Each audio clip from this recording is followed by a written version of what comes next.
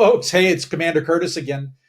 Okay, so net metering, does TEP buy back power? What's the story? So first off, real quick, if folks don't understand, a solar system only makes power when the sun shines, but we use power throughout the day, right? So here in Tucson, we get about 5.5 or 6 hours worth of good sun for making the power. And in that time, we have to build all of the power for the whole 24-hour period. That's kind of the concept. I know it's, kind of duh, but okay, so in that 5 hour period, let's say it's 5 hours here in Tucson, we need to make more power than we're using by about the amount that we're going to use for the remainder. What are we going to do with that extra power? So, what first started happening was this thing called net metering. They put a power meter that would basically allow for power to flow both ways and turn the meter backwards more or less. And then at the end of the month, you use some during the night so the meter moves forward, but you make it during the day so the meter moves back, right? And then at the end of the month, hey, you used more, so you paid, or you made more with your solar power system and you got paid. And the rate was like a one for one thing. Well, solar power has been so good that it basically floods the market during those solar production hours. And so there's this big, huge supply of power during those hours, and it's actually affecting the the rate essentially of there's more supply than demand, so the rate for the power during that time goes down. That and several other reasons, I don't want to say greed, but several other reasons have driven a lot of power companies to petition for and propose and make and get approved new rules. So TEP has a what they call a resource comparison proxy, which is the price that they're going to pay you for your electricity back.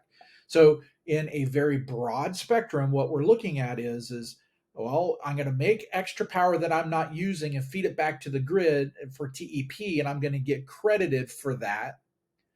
And then later on, when I pull power from the grid, I'm going to basically charge against those credits that I created. And then at the end of the month, whatever the overage is, if I made more, that's going to get carried to the next month. If it's less, I've used more power than I've made, then I'm going to get a bill for that electricity that I use. But if I made more, that credit then goes to the next month, and then it goes to the next month. And at the end of the year, they buy it back. And the rate that they buy that back is called the resource comparison proxy. There's a link in the uh, email to that, and you can see what those rates have done.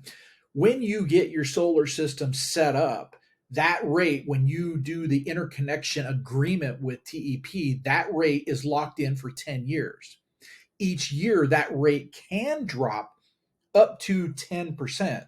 So if you're close to that September timeframe, you want to hurry up and get in before the rate drops for the next one, because it can drop by up to 10%. And spoiler alert, the most recent drop was pretty as close to 10% as you could possibly get it.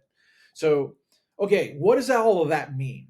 That means that, well, is this a scam now? Because if I make power and I give it back to TEP, I won't get the same amount of money that they charge me if I take it from TEP. Does that mean that it's a scam? And some people think so.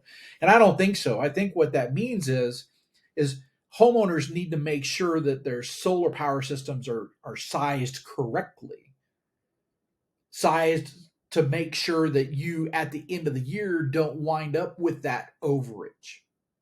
And there is writing on the wall. At some point, it's going to be advantageous to have a battery and operate off grid style as much as possible.